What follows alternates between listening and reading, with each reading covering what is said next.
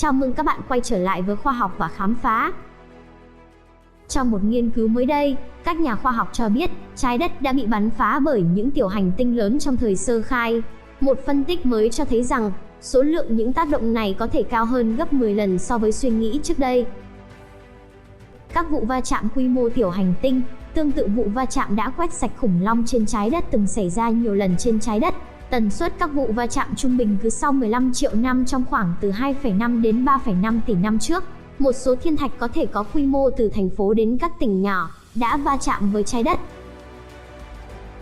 Nhiều nhà nghiên cứu cũng đang xem xét những tác động của chúng có thể gây ra đối với quá trình phát triển hóa học gần bề mặt của trái đất. Công trình này được trình bày tại Hội nghị địa hóa Goldsmith. Trái đất sơ khai đã chịu đựng những tác động lớn không thể tưởng tượng được từ vũ trụ so với ngày nay.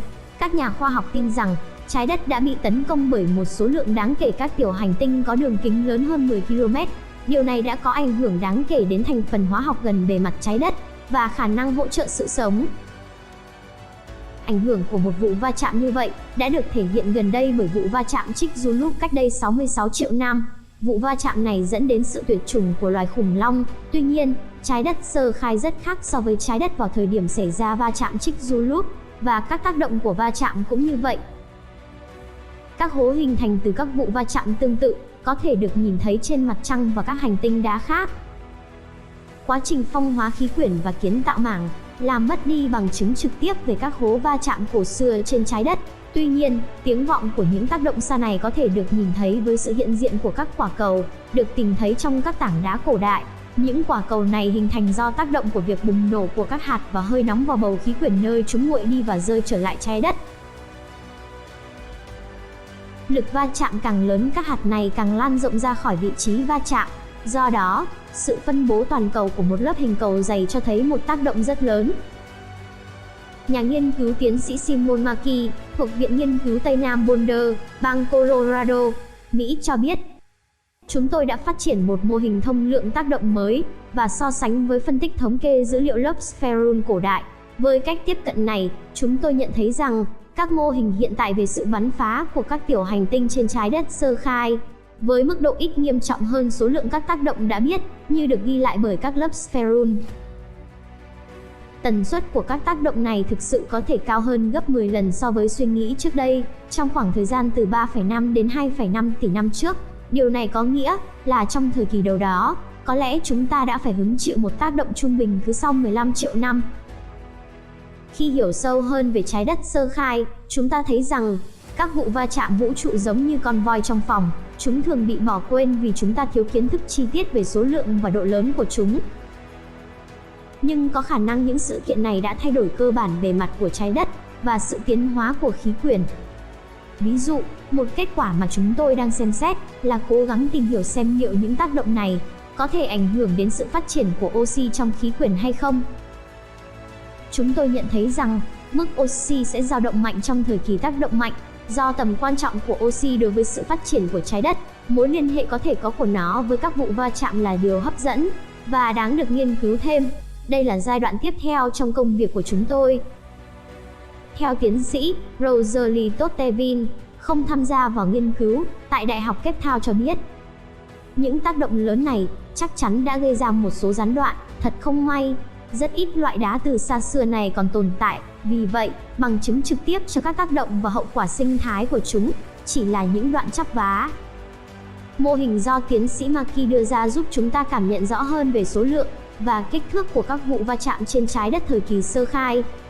Một số dấu hiệu hóa học cho thấy đã có những luồng khí oxy trong khí quyển sơ khai trước khi tăng vĩnh viễn khoảng 2,5 tỷ năm trước. Nhưng vẫn còn nhiều tranh luận xung quanh ý nghĩa của những luồng khí này, liệu chúng có thực sự xảy ra hay không.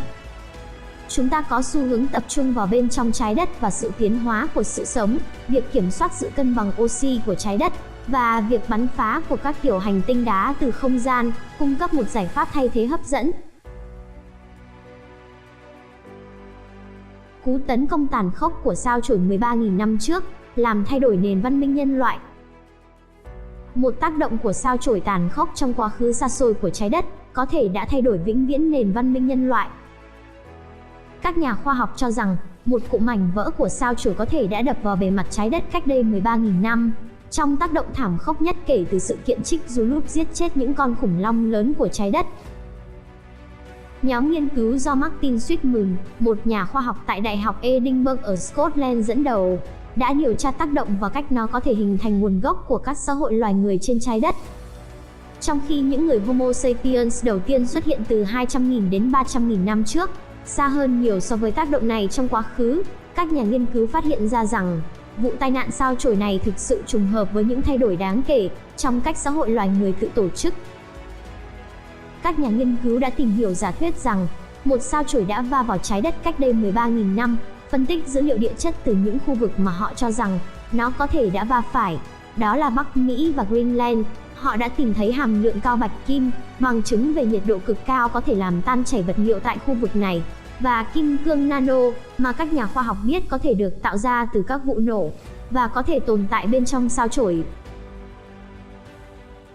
Công trình này đã gợi ý rằng một tác động đáng kể có thể xảy ra trước khi bắt đầu thời kỳ đồ đá mới, giai đoạn đầu của thời kỳ đồ đá, trong đó một số phát triển lớn trong nền văn minh nhân loại đã diễn ra, bao gồm cả những bước tiến đáng chú ý trong nông nghiệp, kiến trúc và công cụ đá.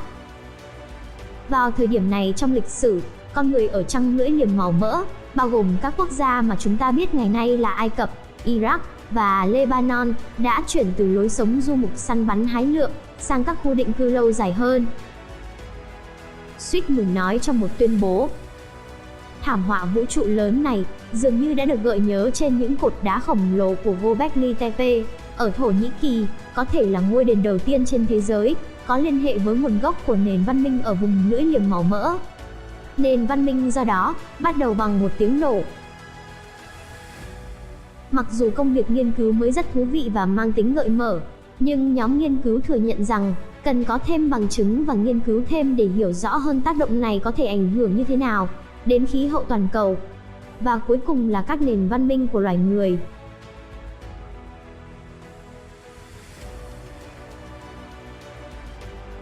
Cảm ơn các bạn đã theo dõi video.